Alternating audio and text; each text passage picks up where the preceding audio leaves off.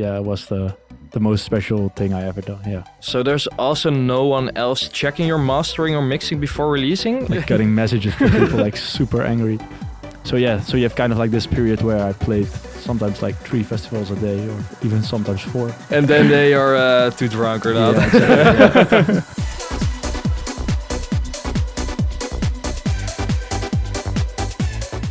Welcome to the 6th episode of beFesti Backstage with LAMMER. He really blew up this year with a lot of gigs, and his recent EP just dropped, Highly Rogue. And like every episode, this one's brought to you by Jägermeister. Thanks for joining us. Yeah, thanks for having me. Yeah.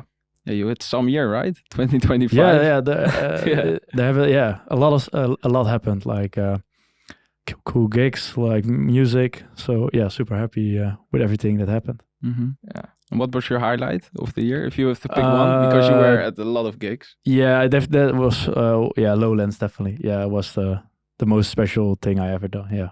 And why? Because it was also like on the top of my bucket list. I would love to play Lowlands one time, like once. Because I always also go to Lowlands, and for example, I also already had a ticket for this year, and then I saw like in my agenda for my booker, just like the bookings in there, and I saw like Lowlands coming up. So I was like, hey, did you already notice that I'm going to Lowlands, so I can't play there? And then she said like, because it was like 3 days, one of the 3 days. So then it was like, yeah, you're probably gonna play one of the days. So that was like huge surprise for me. Yeah. And you were there like the whole week? Or From Thursday till, and then Sunday I had another gig, so then I left. Oh, okay.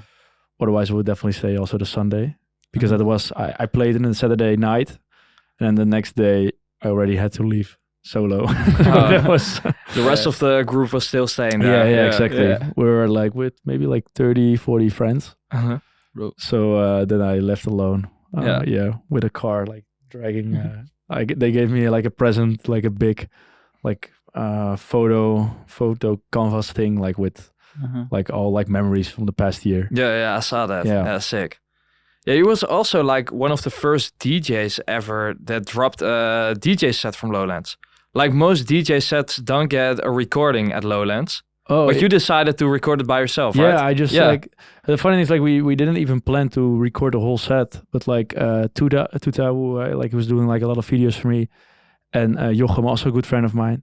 So they were like running around with multiple cameras, and in the end, like I told him like after the set, like, because he sent me like all the clips, and it was like 25 or 30 minutes, and I said, oh, we just had to record the whole set, and he said like, maybe I can put everything together, then we have like a full set. Yeah. So then later on, like we could edit like the full thing, and then I just put it online. Yeah, sick. Did you expect last year to blow up so hard? Because it really went hard. Like you was everywhere. No, I know. Like of course, like I'm doing music for already like 12 years, and then since the last 3 years, it's going very well. But yeah, you never know. But you at the point like you drop some, and that was like when I was only dropping remixes on SoundCloud. Yeah, and you already had like this feeling like that people really liking it, enjoying it. I never had that before already, like on SoundCloud. So I was already feeling like, oh, this is maybe something. Yeah. But then like so much stuff happened like after that, like with the Hater voor jou remix, and then like with All Night. And then like with for example with Thuishaven and the boat set, I did a set on a boat. Yeah, with Kleptarn. Yeah. I think like all these things combined, like it's kind of like lucky, and it kind of like all happened. Yeah, really sick. And what's your explanation of why it happened? Why you really blew up like this crazy? Yeah, I think like a combination of like the boat set with Kleptarn. Was something like people really liked. It was fun. It was like only with friends, and I think like we really had an amazing time, and that maybe like when people really see that it's real. And like I closed that boat set like with the Hater voor jou remix, and that was, I just made it like a few days before, and that blew up. And I already made All Night before, and it was already been played by Chade and by Benwell. But then after that, after Hater voor jou was released, like a lot of people were like, okay, but now we want all night. So I already had like a new thing to put out. So I think that really helped. Like it was just like constantly going.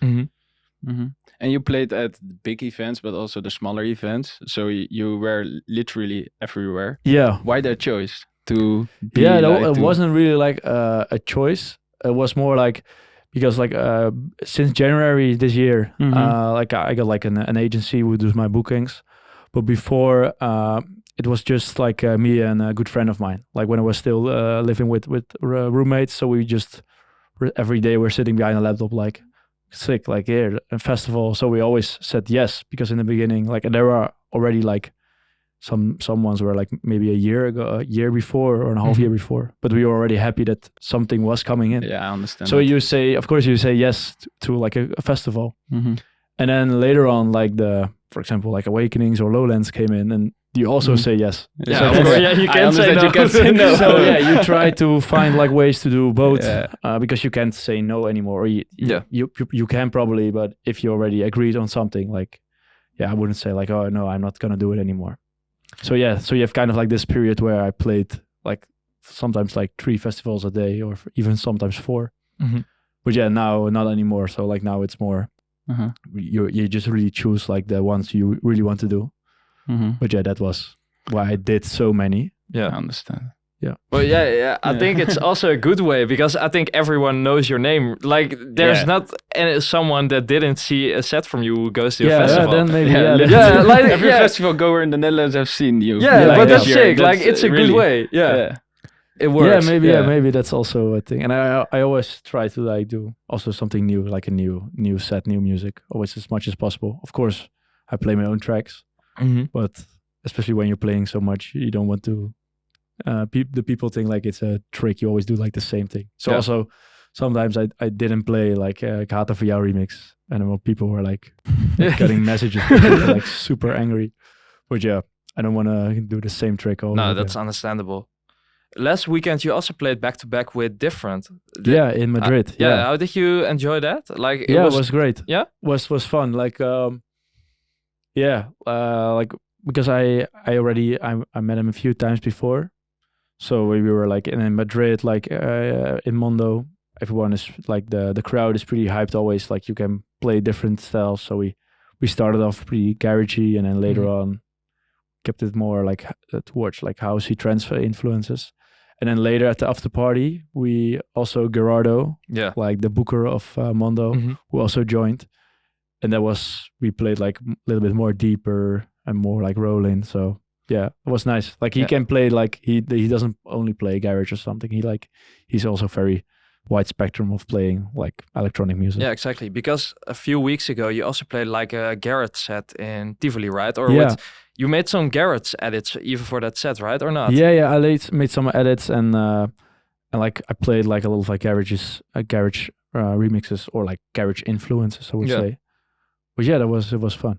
Yeah. Is it something that you want to do more? Like you made a few special edits for live versions from your sets, like different versions.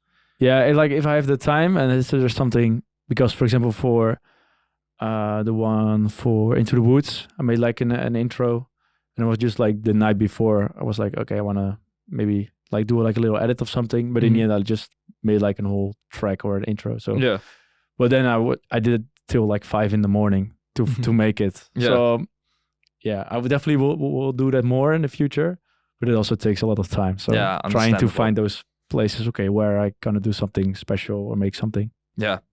Well, we also we have a new strategy. We're going to start with the questions from our followers instead of at the end. And we had a lot of questions, so I filtered some of them. The first one we had: how do you get such a good mustache? I swear there were multiple people asking that. What? Really? Wow. I didn't know it's a good. I don't know. Like, never shave it. Like, that's a good way. I already have it for a very long time. I think, that works. To what extent do songs like All Night and Ik haat hem voor jou feel like a obligation? So sorry, like a must to play in your sets?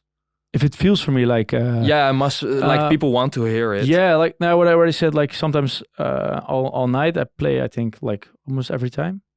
sometimes like when I'm playing like not in the Netherlands, sometimes I don't play it because I have the feeling like they're not like specifically waiting for that song. Yeah. But Hater for jou, yes, for example, I just like at the like parties who are maybe a little bit more, how you would say, sometimes like I don't play Hater for jou, but then also I got like angry messages or people like say like, oh, this set was bad, like only because I didn't play. Yeah, but because I just try to don't listen to those kind of comments. Like it's most of the time it's also the people who are not really following me, like they just go there like, oh, he's the guy from the remix, because it's not like even my original song, it's a remix. So yeah.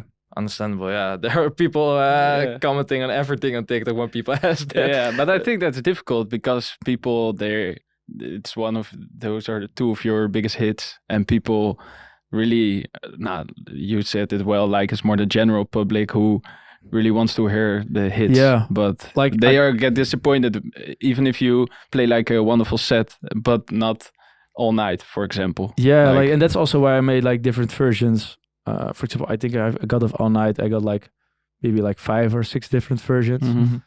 So like different like closing versions or more with longer break, or so I was trying like to do something new. Also for the Lowlands, I made like a special version with like a completely new drop. And for example, like the one on Spotify has like a kind of like fake drop, and I already play a version where that's cut out. So I always try to have like new versions. So it's also interesting for me to play, and it doesn't feel like, oh, here he goes again with the same track. Because there's like people who like hates it, like that you play it again and again. Yeah. But there are also people like really want to hear it. So you never can please everybody. Just listen to yourself. Yeah, it's impossible. Also, I had some followers asking, when are you coming to Australia? Yeah, don't know if I can already say it, but maybe then we need to. But we can cut it out. Yeah, it's in April probably. Yeah. So I got that message also a lot. So super happy that like people from Australia are like really looking forward. So I'm also very curious like how that's gonna be. Yeah, I understand. Yeah, their sound is really the same. Like we're also going to Australia in March, probably. Yeah. Oh, sick. To pitch. Yeah, but it's just like the people like the same type of music. Like you don't really need to change anything about what we post. Like people just like the Dutch music and we like the Australian. It's very I think I'd never been like this before. Like that you had like this scene in the Netherlands and the scene in Australia. It's kind of like a bit of like a same sound. Yeah, I don't think that was before, because before I know you had like, for example, like Melbourne Bounce was like I heard about it. Like a very big thing, but like in the Netherlands it wasn't anything. I never heard about it, but someone from Australia told me that during ADE. I was like, what? That was like a specific genre from Australia, but it wasn't like popping here. No. But so in April. Well, the Australian guy told me that the Bounce is going to make a comeback in the Netherlands. Maybe it's going to come to the Netherlands too. Do you have any weird things on the rider? No, they're not really weird. I think I already said it like in a couple of interviews. I changed it a bit now. It's like with like ginger shots. Like sometimes when I'm driving myself, it's not still nice to have like a fresh drink, like a shot. So maybe that's like the weirdest thing, but it's also not really weird. Yeah. Maybe I should put some weird things on there. Yeah, it would be funny for the viral TikTok. How do you think today's trends compares to the emotional trends of the 2000s? Yeah, maybe that's like I think that's also what Chesto said. Happy trends. Because now it's more like maybe like some happy influences in there. Mm-hmm. And it's also got some more influences from different genres. For example, like with All Night, I wouldn't say like it's like a trance track. It's more like a house track with like trance influences in there. Yeah. So that's probably like it's got just a lot of influences from different. Or for example, like Dive from Benwell, it does some like trance influences, but I got a more garagey bass line. So like it's always influence from different, and maybe back then it was just like trance, and this is how it sounds, and this is how it is with the big chords and the very emotional long breaks. So maybe I think like genre is always evolving, and also like they pick different stuff. I also listen to like a lot of different music, try to maybe I can see what I can use of this, or like I think with the scene today, you can't really pick one genre. I was talking with the guys from Idemi last weekend, but they also don't really make. They also say like it's not house, but it's also not trance. Like, yeah, it's just a lot of influence from different type of things. Yeah. But that's sick, and that kind of like makes it also like kind of like a new genre every time. Yeah, that makes that's only a good thing. Yeah, true. It makes it interesting. Yeah. And the last question: favorite plugin besides Serum?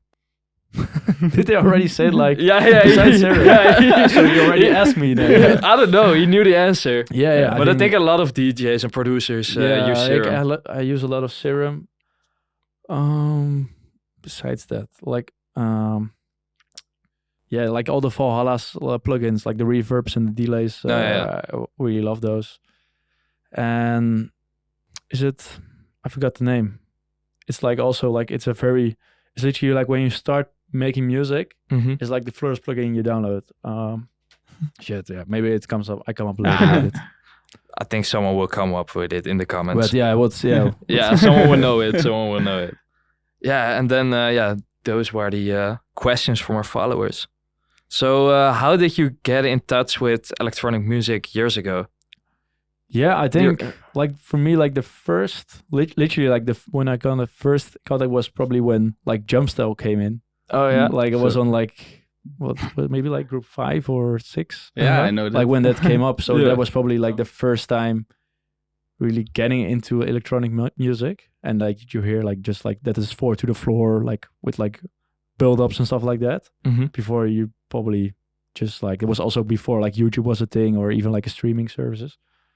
So I think that was for me like the first getting in contact with electronic music. And then I remember like later on when like, for example, you had like BearShare and LimeWire, and it was like also with Fado Gonzalez coming up, and it was more like the dirty house thing. That was for me, I think, the first like housey stuff I heard, what I also really liked. I remember like there was like, because a lot of friends of mine were more like listening to rap music, like back then was like Yes Air and Ali B. yeah. And I was already like really listening to like the Fado Gonzalez stuff, like the dirty house. That was Were those type of was that type of music also the type of music from the parties where you first went to? No, because it was like when I was group 5 or 6. Exactly. Yeah, that's quite young. That's a bit early to go to parties.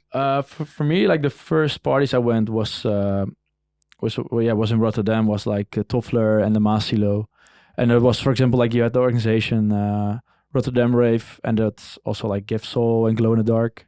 So these were like kind of like the first parties I went to, and there was like when I went to those parties, like you had like the more like the Mr. Bella Weasel coming up and Chami. I remember like when Chami was playing in the Masilo for the first time. I went there and it was sick, like because he was also doing like completely new thing, and that was also what I made before, like very like Chami influenced, house music. Yeah. So those were like the first parties, and then later on, like also I think around that same time you had like Wouter S and Benny Rodriguez coming up, and that was also like very, very sick. They were already like playing like a lot of like garagey influences track back then. Yeah. But Rotterdam Rave was more like techno, right? But they're also house. So they always had like they had like a techno room, but also a second room where, for example, Wouter S and so it was like wide spectrum. Like they even had like Rotterdam Rave UK nights where it's more like UK influence house and techno, and I think that was before they probably started with Give Soul. Yeah, like it's the same thing, right? I know back in the days the first. No, but Give Soul was like the first thing. Oh, and really? then later, yeah. What? I didn't even know that. I think they would have created that to put the house there, the house type of music to. How do you call it? But I know when I first went to Rotterdam Rave, it was in 2019. They had like a small house stage. So now you cannot imagine that they do that anymore. Yeah, but then now they did that. Also, like for example, like there's like the upcoming editions is also with me. For example, I playing like in the second or the third room with me and Cal and Boombox. Yeah. So more like the house influences. But they made a shift like the last 2 years because before that it was just more only or like less the hard techno. stuff. Yeah. I was like back in the days, was an intern there, Oh, really? Yeah, I saw that on LinkedIn. Really? Yeah, we were stalking good for the podcast, so I saw that. Yeah. What did you do as an intern? For Graphic design. So, okay. But also, working on everything. But it was back then was a very small team. So also like went flyering, and I was like stage managing. So I was doing everything. Like photos, videos. Yeah. Did you learn a lot there, or? Yeah. It wasn't for. I think it was maybe like, and I also like did some freelance work after that. So definitely learned a lot. Like that was also definitely, for example, like one of the first parties I played was also because of them. Because I was already making music, but I didn't play that often, or like sometimes like more like school parties. And then they told me like, hey, you want to open? And it was like, I was opening like Gift Soul parties and Glow. So yeah, that was like, they literally gave me like the first spots to play. Yeah, so it's funny that now we're working like a lot with them. You did an all-nighter with them? Yeah. Full circle. And also with Modular and all the Rotterdam Rave stuff. So that's really funny that we now work again together. Yeah, that's sick. So you started out as a graphic designer? And you still do that, right? For your... definitely. Yeah. It's, like next to making music, I already do that. Also, I think for the same amount of time. Like when I was studying graphic design, like a lot of guys in my class were making like drum and bass and dubstep. So, and I was already like very interested in music, and I even also downloaded a few times like Magic Music Maker, stuff like that. That's like a very easy platform to make music, or easy DAW. And then they already all used FL Studio, so it was very easy for me like to just download it. And then I had like also my first laptop, because you need one when you like do graphic design. And so I just downloaded it and learned a lot from them. So yeah, that's kind of like how also like the music started. Yeah, and then you also worked for Martin Garrix, right? As a graphic designer for years. Yeah, for almost 8 years. Yeah. Yeah, sick. Yeah. How did you join that team? Like that was like right after when I was intern at Rotterdam Rave. So I did some freelancing stuff, and then I was like, okay, I just do freelancing, making music. Like that was okay. I'm gonna do this for a year and then see what comes up. And then I saw like on I think it was Facebook, like that they're looking for a designer. So I was like, okay, if I want to work for a company or for someone, I would definitely love to do that. Also, like to just you can learn so much, and also like. Yeah, when you make something like in a graphic or in a design, like you make it for like for a big audience, people really enjoy it and see it, and you have like this creative freedom instead of, for example, when you make a design for like a shop next to your place or something, like it really has some impact when you make something. So yeah, that's sick. And what did you learn in those 8 years? Some things I think you can still use for use it. That's the nice thing. Like everyone was doing their, like it was also kind of like there was the record label. They had like the studios, so there were like sound engineers, and then on top they had like the record label and kind of like his management. So like video editors, video guys, photo guys, marketing, legal. So everyone was doing his thing. There was like a team of maybe 10, 15 or in total, like also with the studio. So yeah, I could always ask anyone like, hey, how would you do this? Or how would you do that? So yeah, definitely you learn a lot from that, from all the different perspectives. Yeah, do you use it a lot now in your marketing for your own project or? Yeah, kind of. Like I always like very interested in like making like nice videos and photos. So I always try to give like this extra layer on top of your music. Like it's an extra thing to just show who you are as an artist, especially when you make it yourself. Yeah, makes more sense. Like true, for sure. As an artist, yeah. But what did you find so fascinating about the graphic design? Why? That's just what I really love. When I back in school, I was always drawing.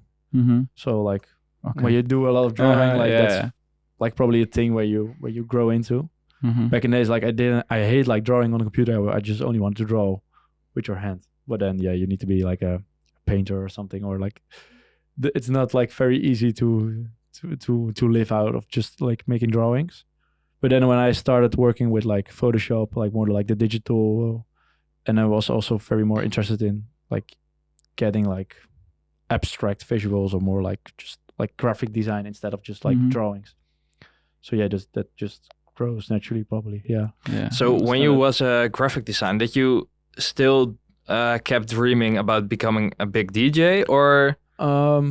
Not specific. I always made music, and I just always liked to make something, especially like to create something out of nothing. You know, is it like a photo or a video, just like as in like an end product? Yeah. So I always kept doing that, and then sometimes I made a lot of music like every night, and sometimes I didn't make music for like months. And then when I saw like with Yop Yopse and with Benwell and Chada, when I went to like those parties, I really felt inspired again to like, wow, I really love this stuff. I gotta make this kind of music. Yeah. So yeah. You also make like big room type of music, because when you go to your Beatport, there's still some big room EDM tunes up there. Yeah, it's not like really like big. It's more like it's like a bit of like tech house, bass house stuff. Oh, yeah. So it has some like, that's also what I made before, like a lot of like bass house. So I played also like a few times in Czech Republic and stuff like that. And there was like for example, a lot of guys who made like bass house back then, they are all making now dubstep. Oh yeah. And drum and bass. So there was like a lot of like, house music with like a lot of like dubstep and drum and bass influences in there. Yeah. So I think you removed it from your Spotify, right? But But Beatport is kind of difficult to get it offline or not. I didn't know. Maybe, actually, I should check it out. Like, but also I don't really mind. But it was more for me, like on Spotify, because when you listen on the Spotify profile, you could just goes automatically to the next song. Yeah, and true. That music is super like heavy and like really. That was very niche. Like if you would like that, so. Yeah, if you're, for example, listening to All Night, it's very like happy, and then you get on to the next one, it's very like, I can later play it to you, but it's very, so I want to have like people not, doesn't make any sense to listen to that. Yeah, it's way different. Yeah. And you said you worked like 8 years with Martin Garrix's team? Yes. And when was the gap between stopping there and starting with LAMMER? I always did LAMMER. Like I did it also when I was already like releasing music before I started working for him. But yeah, just and then I already like, I think I didn't release music for 4 or 5 years. And then what I already said, like, then I say like, with Yop Yopse and Chada and Ben were playing like this more like 90s sound. And that was, that gave me a lot of inspiration. Like, I want to really make this kind of music. So then, I didn't put out music for 5 years and made some music, but then I was like making every night, music. So you dropped a lot of remixes at the beginning, right? Yeah. So was it like when you dropped it, Ik haat hem voor jou, like you said, like All Night was already made, but wasn't it important for you to put something out as a complete own track? Because I think, a lot of DJs are kind of scared to drop too many remixes. Yeah, like for me, like, because like there's a difference between like an edit or like a remix. Yeah. So what I did a lot, like for example, like with the Walking on a Dream remix, is like it's completely original. Yeah, it's only the vocal. It's only the vocal. It's even like other chords. So I can just like put the instrumental on Spotify and it's like completely original. Yeah. So I did that a lot. So it's kind of like already like an original track, but then with a vocal on top. And definitely that really helped me in the beginning to get your music to a wider audience, especially on TikTok. Yeah. Because they're already familiar with the vocal, so it's easier to listen to. Yeah. I think, Yeah, it's also kind of difficult to find good vocals as an upcoming producer. Like everything is on Splice or it's a remix automatically. Yeah. Most of the time, because you don't really get a lot of vocals in your inbox. Do you get a lot of vocals right now in your inbox? Or I get, but most of them are not that great. No. I still use like a lot of like vocal samples from Splice or from Packs. Yeah. Because the vocals I get sent to, it's not. I don't know. They miss a little bit of soul or something. Like, So, but now I definitely like my upcoming tracks because I also like talking with some people like who are sending me vocals, and I'm really sending like, okay, like this folder with songs I really like, or like the vocals I like. Like, okay, this is a kind of vocal I am looking for. Yeah. And also like, because now I got my own studio, So definitely gonna work next year also with like singer-songwriters, just singers in the studio. Then you make something from scratch instead of like using a vocal. Yeah, that's sick. So are there a lot of tracks coming up or not? Yeah. I think I got like four or five tracks. I play a lot and it's not released yet.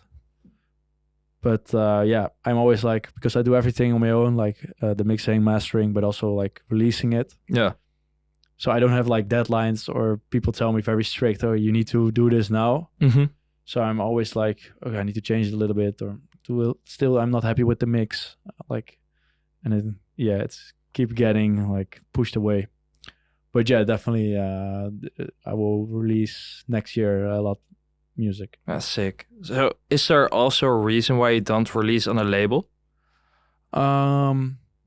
Yeah, for me, like because I really like the freedom, and because I worked for a long time for a label. Mm-hmm.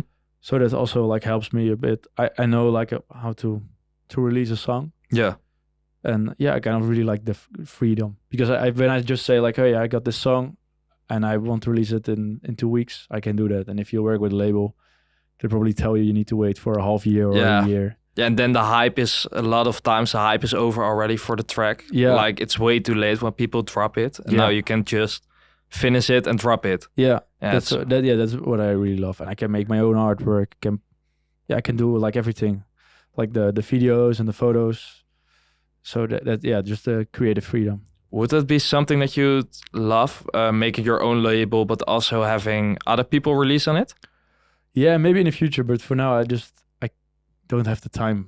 Yeah, like, I can't even, if you're doing everything by yourself, it would really, be. I can't even do other stuff on myself. So I also need to start working with other people. Yeah, but but maybe in the future. But for now, I just don't have the time for that, and also it's not my priority. I would love.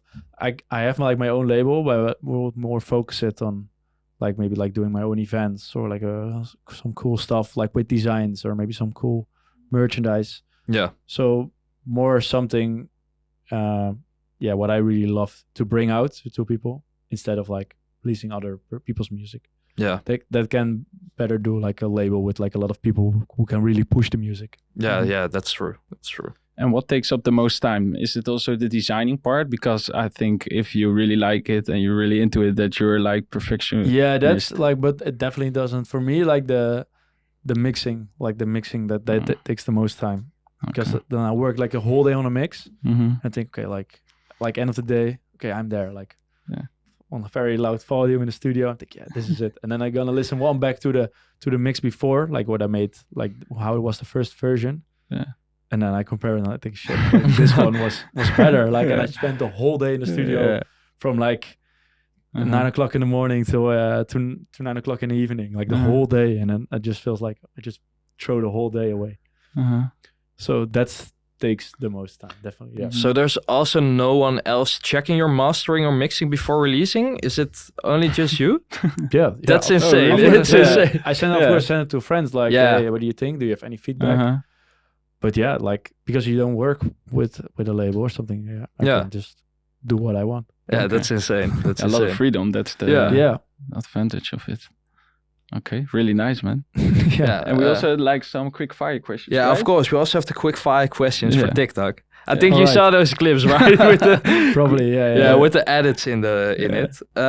Who's your dream back-to-back partner? My dream back, will be. I would say then Young Marco, because a lot of people say like Japse. I think with Young Marco also, like, I really love the stuff he does. Also, like the more like it's a bit more like emotional, longer breaks, like some cool stuff, some like original stuff always happening in his set. So that'd be sick. He's also, I think, my favorite DJ from the Netherlands. But definitely Jops also would also love to be of course. Well, I think Chad already also said that. True that. Like a lot of guys was of course like he also like kind of like make this sound like big in the Netherlands. I think like he made it very. I think he started with it. So he paved the way. I think Marlon Hofstad said that too. Like he started with those old school trends, comeback stuff. Yeah, really sick. Favorite DJ of all time? Favorite DJ? Yeah, I would then probably say you'll be opposite then. Like, Favorite track to play at the moment? I think like a new track of mine, what I really love playing it, because I'm also like constantly changing it at the moment. So probably every week it's slightly different, because I'm still not happy like how it sounds, but I like love to just play it now, see the reaction, and then getting back to it. Yeah. And it's called like, the name is like Feel It, but maybe I'm just gonna call it Feel, or maybe I'm gonna change the vocal. Yeah. So yeah, still a working title. Yeah. Well, you can change everything because you do everything yourself. Let's see, favorite venue to play. Yeah, I think like the Masilo, because I have like this very nostalgic feeling with it, because I went like to my first parties there. So like that's definitely something, still a special place to play. Yeah, understandable. Have you played there many times? Or? Yeah. Also like my first time, like what I already said, like when I was an intern at Rotterdam Rave, that was also like the first. Yeah, okay. But so yeah, I don't know how many times, but a lot. Yeah. So, and how did you experience last year? Because it was also the first year of your career with a lot of touring, right? Because I think your whole weekend you was only in the car going from gig to gig. Yeah, that was amazing. Like because you're already doing like music for such a long time, you always like but I remember like I had maybe like one booking in 2 months every time now and then. So when you finally have the possibility to play and to get your music out there, like they give you so much energy that you just want to go. So yeah, that was amazing. Yeah, I understand. And I always have like a lot of friends with me, like in the car, like, so it was always like good times. Yeah, and right now I think you're getting a lot of more international gigs. Yeah. So a lot of more time in the plane than... Yeah, exactly. Yeah. Like the last weekend I played in Budapest and in Madrid. Tomorrow I play in Lithuania. So, and I think next week again somewhere. So yeah, now I play like a lot more like in Europe.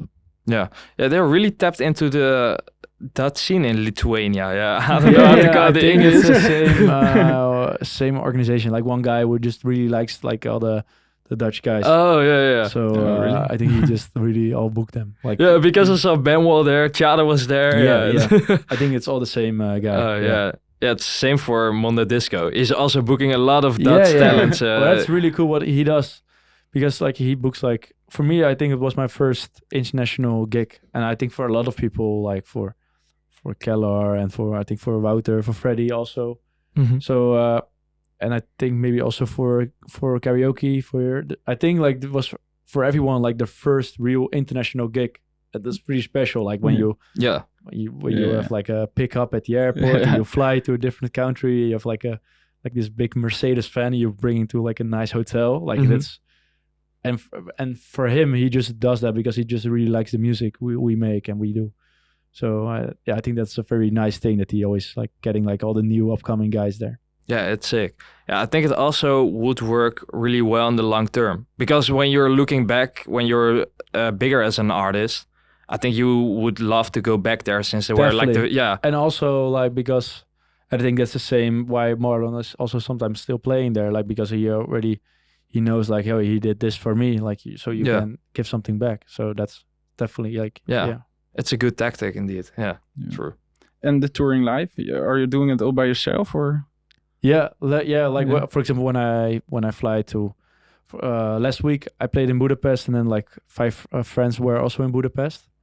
When they already went there a day earlier, and they stayed till Tuesday, and I went there Saturday. Then I played, and then Sunday I flew to Madrid, and then Monday I did fly back to Budapest to join them for one day, and then so like sometimes I'm with people and sometimes I'm solo. For example, tomorrow to Lithuania, I'm going solo there. Yeah. You're going to look for a tour manager or not in the future? Yeah, probably. Yeah, but for now, it doesn't make sense to have like a tour manager. It's not really necessary at the moment. No. Because everything is very, very well arranged. That's maybe probably also what my agency is like doing. But when I come to the airport, I get like a text message like, "Hey, I'm the driver. I'm here. I'm standing here." Like they send a location, a photo, and you just get in. They bring you to the hotel, and And then when you're at the hotel, they tell you, hey, what time you want to pick up at the hotel. Yeah. Most of the time, if it's pretty close by, for example, if it's like a half-hour walk, I say, I just go in the city, go grab some food, or sometimes you go have dinner with the organizers, and then I just walk to the venue, just also to see the city a bit. Yeah. So you don't really need a tour manager for me at the moment. No, yeah, but maybe that really depends on like who you are and what you prefer. True, and when a lot of artists, when they become bigger, they are going to America and then they go to Europe and then they go to Australia. Like it's way more difficult to keep it in touch. Way more traveling also. Yeah, exactly. Then it's way more. But also a lot of times like friends are joining me to and then they do like a little bit of tour managing. So at a specific time. And then they are too drunk or not. Exactly. So what are some things coming up for you next year? Paradiso gonna do March. Oh, yeah. So tomorrow, this morning I recorded like a video. So I got this big banner in my car, like 6 by 3 meters, like with the date and the time. Maybe you got like a wall here, Lee, you want to hang it? We can add it to the podcast studio. But it's 6 by 3 meters, so it's really like you can just cover this whole room. Like. Well, we want to add something to the wall there, but we can just remove the wall and put that there. Yeah, it would be better. But that's I'm very excited for that. So it's such a sick venue, and that's definitely also like when we just talked about like favorite venues. That's definitely like a venue I would love to play. Mm-hmm. And especially because it's my own night, it's gonna be like an all night long. So that's super excited what's coming up. And then I'm gonna do like an Australia tour in April. And in January I'm gonna play in Thailand in EDC. Oh, really? So that's really funny. Also, like that's just like with an agency, like they can. That's and it's a lineup. I think like X Club is playing on the same stage. Like I think even Kiki or Horse Girl, and like it's also a pretty sick lineup. It's still like in the kind of like same sound. It's not like I'm with like completely like with EDM sound. So very excited for that. Like to go to play in Thailand. Where is that in Thailand? In Phuket or not? I think I think they got like 6 stages or something. It's super big. So I think I saw that last year. From EDC, like from the big organization in the US. They are doing a lot of things around the world. Yeah, that's sick, Thailand. So that's like what's coming up. Gonna do like a back-to-back with Odimel at Rotterdam Rave. That's also like, Bad Boombox, right? Yeah, at the after party. Yeah, so that's also excited for that. A really different type of style too. Like more like the hard groove. Now, not really hard groove, but groovy trend side. Well, I love, for example, when I play in Berlin, like I never like, because most of the time, like it's always like no phone policy, so I don't share photos. But I play also a lot like more like the groovy stuff, and I also really love to play that. So it probably be like a combination of both. Yeah, and it's still like if it got like good energy in it, like I think it always works. Yeah, true. Yeah, and Germany, they are also not really tapped into the hard house scene, right? It's more like a different type of like you can trance. play hard house there, but I would just skip the breaks, keep the breaks very short. Yeah. So like if it's still like they really love like to just keep on dancing instead of like a long build up and then go like dancing for 30 seconds and then they just like love to keep going. Yeah. But if you're, for example, like with a more hard housey tune, like for example, like a dart tune, it definitely can work there, but you need to play it like in a different way. Yeah. So skipping the breaks, a little bit faster maybe. Yeah. Yeah, because like you just told us, they have a no phone policies a lot of there. Yeah. Do you like the no phone policies coming to the Netherlands too? Yeah, definitely. Yeah. Like of course, like it also really helped me like videos on TikTok. So.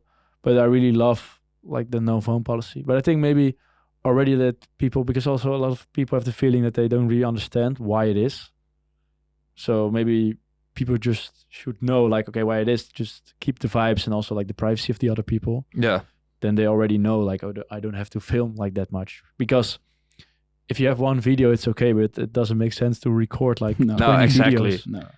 No, that's the whole thing. Like, I also make like one video at a gig. Yeah. And then just post it in my stories like, oh yeah, I'm there. But there are also people just recording the whole set. Yeah, There are even TikTok accounts these days who just go to a set. And I saw one guy just posting like 20 clips of one set from, I think, Just Baker it was. Like, people just go there to make TikTok content and then they go away. True. Yeah, it's of course like also in like a new time with TikTok. So yeah, we also did it at Chris Tassi at Lowlands. I remember now, but but we were there as press, so I think that's kind of different because as press, dance allowed. We need to. We need to do that. Otherwise, we don't have a job. Makes sense. Yeah, true. But also like for a lot of like gigs, like like because like the artist is sharing, or that like the party itself is sharing already videos. So maybe like you don't have to, you can just share one of those videos instead of like filming everything on your own, you know. And because like that quality, like the sound quality, you can really hear the tracks like from the artist clips or the clips that the venue was posting. Yeah. So maybe like those are already enough. Yeah, true. Yeah, the only thing we also talked about it in, I think the episode with Lisa, that like when you're an upcoming producer, you really need those clips. So if the DJ doesn't post your track that he plays, then you kind of have a problem for your promotion. True. That's the only negative side I think there is. Yeah, I remember like when I sent like All Night to Chade, and he was like, "Oh, I gonna test it out this weekend." So I immediately went to like his tour schedule, like, okay, where is he playing? Yeah. And then I went. It was Sunda back then. So I was like posting my story, okay, who is going to Sunda? I need someone to film for me. So of course, you need those clips, and you would, But in the end, like Sunda posted then the clip of All Night like on their feed, so that was perfect. So I already had like a good video. Yeah, sick. Yeah. And are you planning to make some new music with other artists or not really? Yeah, like I'm working. I feel like a song with Freddie coming up. We're gonna make a B-side Monday, so we're gonna sit again. Yeah. And definitely want to make like I'm working on something with Chade. And what else? Like a lot of stuff, but nothing like still. Valduson also asked us in we did for the questions from our followers. He asked if you could send his the stamps. He needs a stamp. We also worked on something. He tried to connect you in that way. But I know. Yeah, I also need to send him the stamps. Yeah, true. Oh, he tried everything for it. Yeah. No, but like that's also like a track we worked on. Yeah. Sick. And do you still have the same time now that you're touring a lot more than, let's say, a year ago to make music, or? No. Oh, yeah. So I really sometimes really need to tap in. Like, I just, for example, like this week, because I was in Budapest and Madrid, and then I had like a few different things. And tomorrow I already fly too, so I didn't have like make any music, or I didn't even open my laptop or like the DAW to make music. So that's really kind of like frustrating also, like that I told my girlfriend yesterday, like, oh, I didn't make any music. Kind of feel also a bit like useless or something, like, because in the end, like that makes me the most happy. I remember like when making a song, like that's really what gets you hyped. And also like playing it, like that's the best feeling when you play like a new song and the reaction of the crowd is good. Like they're really like enjoying it. So maybe tomorrow in the plane. Yeah, you will have a lot of time at the airport right now. I think I'm also going to make some music tonight. So, but definitely like sometimes really you need to just do it. Otherwise you just keep pushing it forward and you just do other things. Oh, I first need to do this or need to do this. Yeah. Or of course, like finding new music also takes a lot of time, or checking demos. But you also want to do that to play like new stuff. So definitely. Yeah, understandable. And by what kind of things or sounds do you get inspired? Like if you're creating a new track, how you first start with something like? Like it's every time different. Like sometimes it's like, it could be even like a very old track, or even that doesn't, maybe like an old rock track or something. Like definitely you always get inspiration for something, like a specific melody or different genres, or even like sometimes I see a movie and like, I remember like seeing was it like Fight Club? I've seen it already like a couple of times, but 2 weeks ago I've seen it again, and I was like really like inspired like to make like a track would sound like that movie. So like, yeah, you literally can take inspiration from everything. So also just like very old music, like house music from like back in the days, and yeah, literally everything. Like even sometimes like hip hop from the US, like could we definitely like get some inspiration from like the way the productions, or even for example like from Skrillex or something, because I made before like bass house, like those influences in those tracks are always like so crazy, like sound design wise. So yeah, Skrillex is so sick. Yeah, that's crazy. His I saw him at sets are- Lowlands in 24. Yeah, That his was crazy. sets are also so crazy. Like there's Yeah. just no rest. yeah, No, it's all over the place. Yeah. Yeah.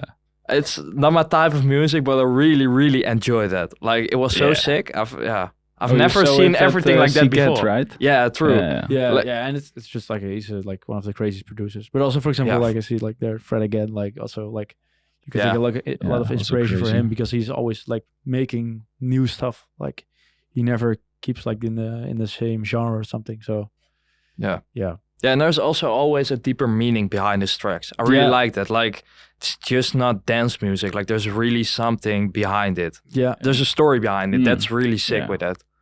yeah. No, definitely. So yeah, I literally try to get like inspiration from like a lot. Yeah. So we Different. also have a small present for you from our. Oh. I Yeah. almost forgot about it, but the cameraman told me. We have from our sponsor, Croyer, we have some clothes for you.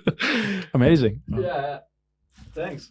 I think different is using the bag, so that, Yeah. it Wow. can be really helpful. You use it as well, right? Yeah, I do use it a lot. Day you Yeah. come with the And Korean also a bag. lot of clothes in there. Yeah.